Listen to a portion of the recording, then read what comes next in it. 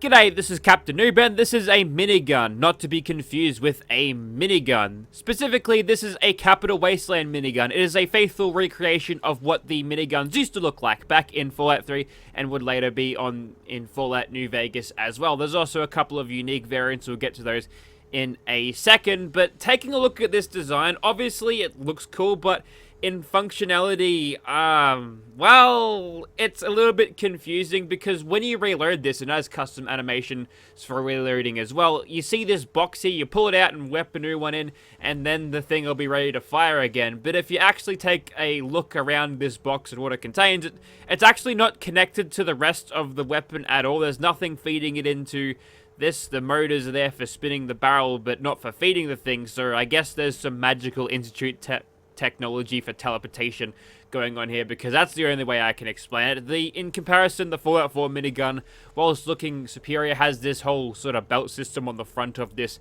big old drum, which will, makes a little bit more sense. Obviously, feeding a minigun in real life is a little bit more tricky than just sticking a drum magazine in, but for a video game where the developers probably aren't the biggest gun experts, see the Fallout 4 assault rifle, I think it's a more passable, more realistic and better looking variant, but that's what they used to look like. And there are animations on this thing, like I said, for reloading, but also for holding this thing, because you'll see that there's a foregrip sort of tapered off to the side here, and that's just kind of what they were back in Fallout 3, and I think it actually looks pretty good, other than the quirks that I spotted earlier. And unlike the minigun where you can only change the barrels, you've got a little bit more you can do here, so we'll quickly go through those. So you can have an accelerated barrel, which will reduce your range but increase your rate of fire by a substantial amount, and a tri-barrel will increase your damage at the cost of a little bit of fire rate, but it'll also increase your range because you've got longer barrels, so that makes sense, and a little bit more accuracy from that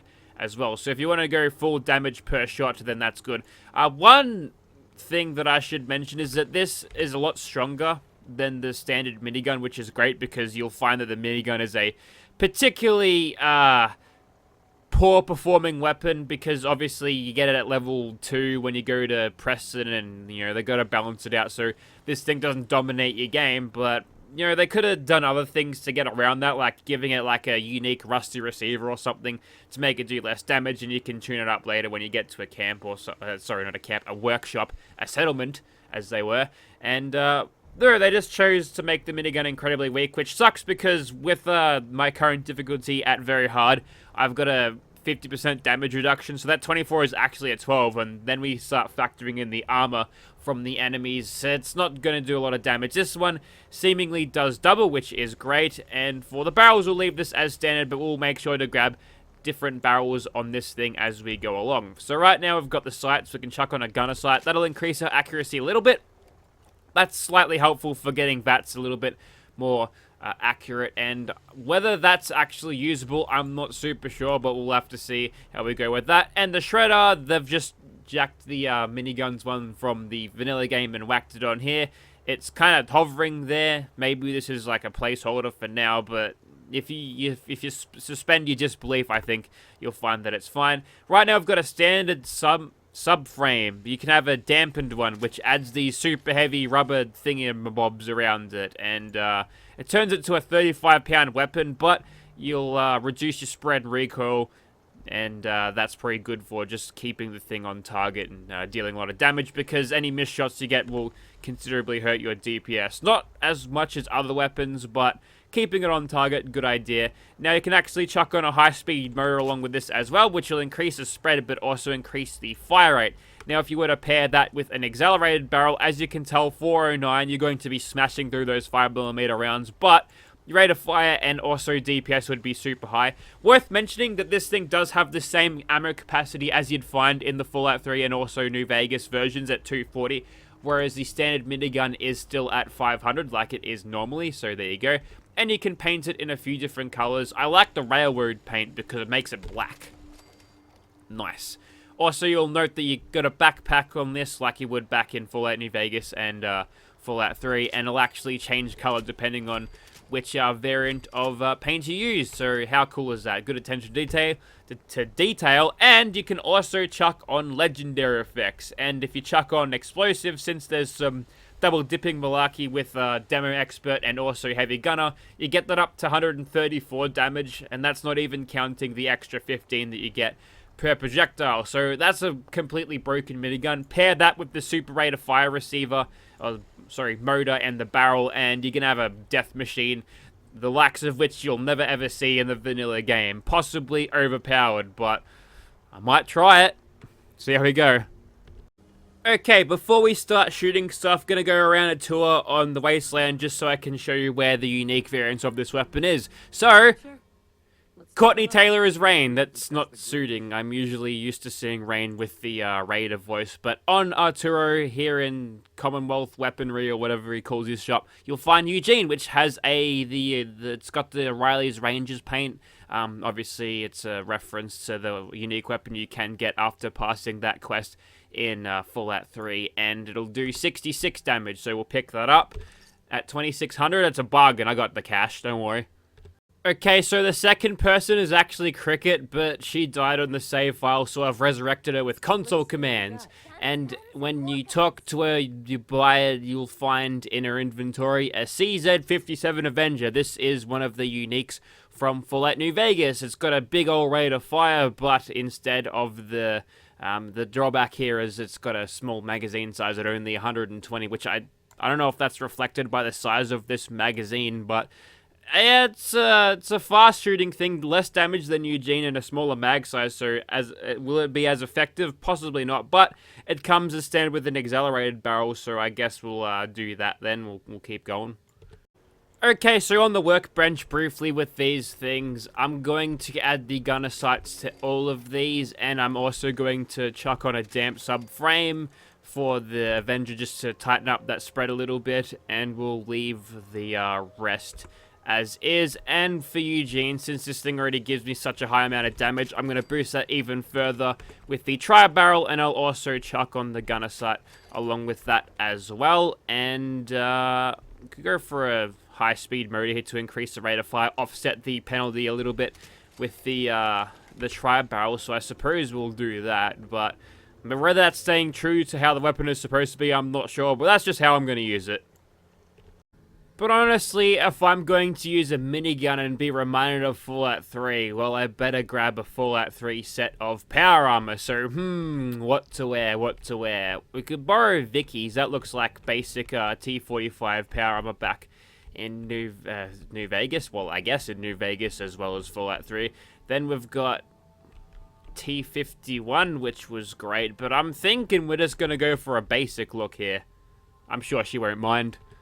And here's a fun fact too, if you have the backpack equipped, or the weapon equipped, and the backpack is there, it'll actually show on your back in power armor, which makes it look very small by comparison. These are great big backpacks even back in Fallout 3, but with the Fallout 4 revamped power armor system, it's tiny. Okay, so here we are outside of Call of Duty, and this is what the minigun looks like in first person. And one thing that the Junkmaster mod did when they ported the weapon into Fallout 4 is they just called it a chain gun instead, which I think works pretty well. I mean, maybe a box gun would work a little bit better here, but this is what the minigun looks like in first person. In the hands of power armor, it actually looks quite small, but you got to remember that it's a little bit bigger power armor than what we got in Fallout 3. And doesn't this just take you back? We'll just sit here for a second and reminisce for a moment. The year is 2008. You've got a new video game for your Xbox 360 or PS3 back in the day. You switch the game on, you're greeted with a small little sign, and I think it's like a little Hawaiian thing, a little light. The camera starts going out. You hear the ink spots. They tell you that they don't want to set the world on fire. The camera pans out more. The destroyed bus, you see the desolation, the greys, the browns, all of those horrible colors that they brought into Fallout 3 to make this atmosphere. Then you see a man or woman dressed in this sick set of power armor. They look right at you, and the fanfare of music goes da da da. That's Fallout 3, baby, and feeling that nostalgia. Anyway, so yep, that's what it looks like in first person, and when you aim down sights, you actually use the gunner sights there, which is all well and good, but if you take a look at this thing in third person, somehow you're getting your head there, also with the power armor helmet on, somewhere between the grip and the sight there, which I feel like would damage your back outside of power armor, but I probably wouldn't be handling a minigun like that. But it is nice that you can sort of aim down sights like a rifle. Have a look at the other ones that I've made. So this one's Eugene with a tri-barrel, and it just looks so small, man. Look at it, it's tiny. And this one's the CZ57 Avenger for maximum rate of fire there. 120 rounds. We're going to get through those very quickly indeed, but we'll begin. Now, we do have a little bit more staying power than we would usually, but I'm still not going to charge these guys head on. I might be able to get a couple of picks here and there. These guys, I think, will take a shot at. There we go. Chopping them up real nice there compared to what we're used to with a minigun. Now, I've actually saw another mod on the Nexus the other day that just buffs all of the weapon buffs that were made and the transition to Fallout 76. So the minigun, the submachine gun, which are both terribly underperforming weapons in Fallout 4. Oh, that's such a cool view. Oh, that's awesome. That's so cool. Oh, wow. I love it. Oh, it's so good. Sometimes you miss the cinematic thing of VATS. Having a close-up of the red-hot barrel, all silent, and then you just hear the thundering sound of the thing firing. Oh, man, this thing's got it all. Love the miniguns. Always liked the minigun. I remember before I got Fallout 3 for myself, I played on my friend's Xbox 360. I was running around with a minigun in some office building, killing a bunch of ghouls, and we're getting through that ammo very quickly, I'll tell you that much. And we're going to take a little bit of cover here. We'll bring out Eugene for a spell. Now, this thing has a lot higher damage, so I'm thinking that with this thing and VATS, we might be able to go super well here. We'll add some criticals into the mix, and keep in mind that you do get a 10-round burst every time you shoot one of these things in VATS. So you'll find that with the amount of damage you can get out of this is great, which means a lucky minigun build would be massive. It'd be super powerful. That burst sort of got cut off there. I'm not really sure what happened there. The barrel close-ups don't work quite as well for the elongated tri-barrel, but even without the use of gratuitous VATS, this thing seems to do a whole lot of good damage, especially when I zero in the head and go point blank and just start shredding their faces. That's a 50 cal shoulder mounted platform. That's cool. Damn you, degenerate Dak, you're supplying my enemies. It's not my fault either. Let's switch over to the Avenger now. We'll go in close and shred them real nicely because we'll get through these bullets really quickly. Also, I keep forgetting that you can totally burst fire the rotary barrel weapons in this game, so if you feel like you're getting a little bit off track or you need to stop firing for any reason, you're not going to get severely penalized when you let off from the trigger, which is good stuff. Open wide. So yeah, I think the CZ57 Avenger is a reference to the Avenger cannon, the big 30mm shredding guns that the A10 Warthogs have on them. They're scary, those things. I remember I was actually posted a few images there, and like one of the dudes like, dude, that's not safe for work. What are you posting that for? It's just a giant gun, and they built a plane around it. That's the whole A10 Warthog thing. Big rotary barrel thing. See, I'm not sure if it's super hard to get the things right, but they've done an extremely good job here at recreating it. And there's the reload, by the way. I mentioned this when I was looking at the gun earlier. You sort of shove a box in the side, and that somehow supplies the weapon with ammo. Gotta say, the Avenger here is not nearly as impressive as Eugene was, which is a little bit of a shame. You'll note that in its burst, it's nowhere near as powerful. So there you go. We'll take the long way around here. I think the tri-barrel with the accelerated motors is probably the way to run these things, despite the weight problems it might incur. But if you're in power armor, that super doesn't matter. So that's 2 bursts, and that fella is dead to the world. And we've got another 22 bursts if need be. He blew that flank shot. I had no idea where it was. Perhaps I should turn the game up a little bit. I had the game a little bit louder before, but then the AS fells started rupturing my eardrums, which it seems kind of backwards. We'll go for a critical here. It's like every every 2 bullets that you get for a minigun will actually calculate the damage. I wonder if they did that as a deliberate offset to the amount of damage resistance, what they can do for you. Also, I like how the barrel was cooling down nice and easily there. It'd be cool if there was a bit of steam forming on the end of the barrel. I wonder if that's something that's even possible, because, you know, the minigun's probably drenched in this rain here, and you'd think it'd be a little bit... Is that a crossbow? What do you got there, clown? No, you got a one of those things. There you go. It dropped a Fallout 76 weapon there, and that guy gets a lucky shot in. That gal, and you're gonna get staggered right off, aren't you? Well, you're gonna try to stay on with a clever bash, but it ain't gonna help you much. And I think at this point you get the idea for this minigun against these gunners. So, did I mention I have a 4th weapon here that I haven't hotkeyed? Yeah, it's actually quite something. Explosive variant, so we'll use that in a second. You know what I thought about doing? I'm thinking that, you know, since Fallout 3 had this obnoxious green filter, why not recreate that? And I've just summoned a Radstorm, and yep, this is about as green as I remember it, fog and all. That's just to simulate the low draw distance of what the PS3 was able to achieve. Hang on, Swan, I'll be right with you. Thank you. And now we're going to target something that's easy to target, just so I don't have to get crits. And now we can get started and shoot him. Ooh, nice little stagger there. Oh, it's perma-stun time, baby. Yeah, you're not gonna like this. This is actual proper melting, not like the clickbait melt bosses melting. Like, that's... Oh, yeah.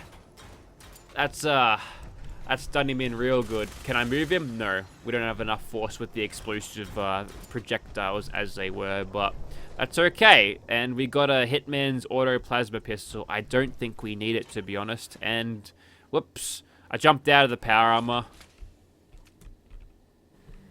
Okay, so I'm going to try to take on this Wendigo-looking dude without the use of gratuitous explosive minigun shots. So, normally we can survive like 1 to 2 hits from this guy, and we might be able to do a little bit better inside the suit of power armor. I don't actually want to give him the chance to do that. Oh, wait, really? That's all you can do? It just seemed that the gunners were, like, way more on top of me. Maybe it's because they just hit a lot harder and a lot faster, you see. And that's some good damage right there. That's pretty good. We'll pop a reload while we can. We're going to use this street barrier to completely throw off his pathing. And a little bit of staggering here goes a long way. I'm going to just aim for his crotch, maybe? Yeah, that seems to be hitting him whilst he's staggered there. Bit of a low blow below the belt there, mate, but... you're a ghoul, so I don't particularly care for your plight. Also, I seem to be able to stagger him whilst he's diving in for his attacks. We are sacrificing a little bit of damage here, but I think it's worth it. If I switch over to... whoop, he busted my leg doing that, the bastard. So that's 16 damage per shot. That seems to go real quick. That's my other leg busted, and that's the other one. I might be popping in a nerd rage here. Yeah, it's a lot more effective as with the... motors and the barrel of the tri-variety. And whilst we're pretty much on the ropes here ourselves, we'll try to even the odds a little bit. We'll throw some crits in the mix. Oh, that's some good damage. And the staggers are going to keep him stood right down. Somehow managed to get a 61 damage for the critical there. And we'll use the last one for sure. We'll go 4 for 4 here. Is that going to be enough? Not quite. We'll jump over the girder, and we'll be seeing you later, Mr. Ghoul. Alright.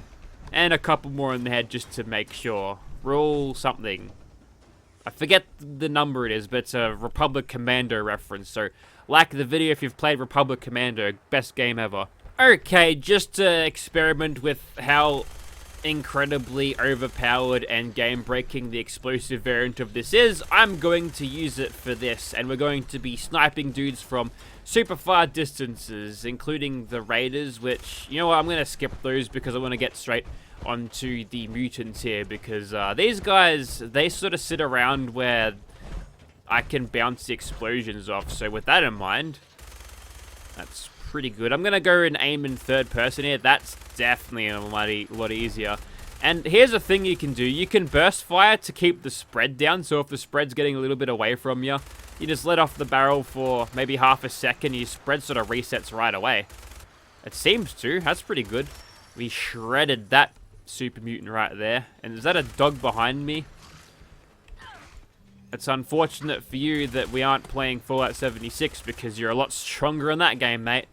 And we'll just shoot the ground here. This is like proper... This is...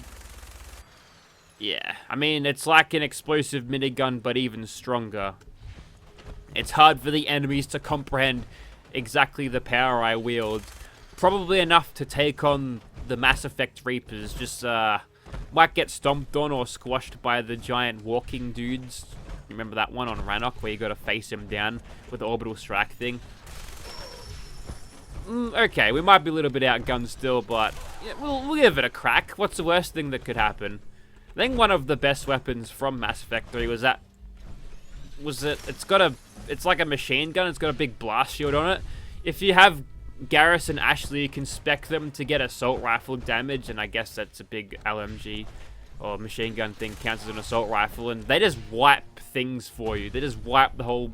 They just kill everything, even on insanity difficulty. So that's something I need to do next time. I might do another run of Mass Effect because I did pick up the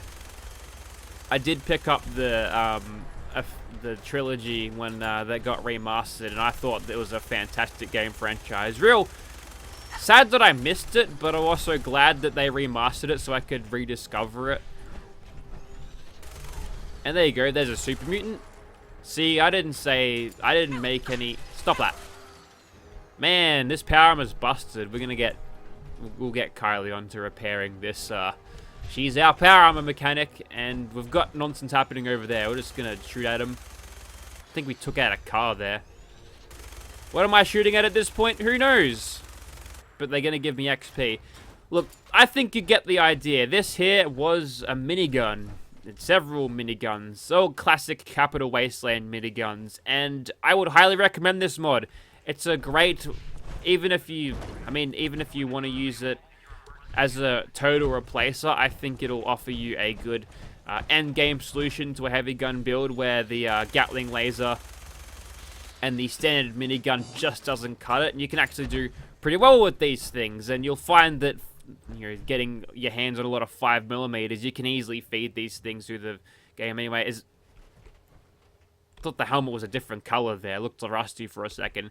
But yeah, links in the description if you're interested, and if there's an Xbox port, I'll be sure to link that as well. Thank you very much for watching, guys.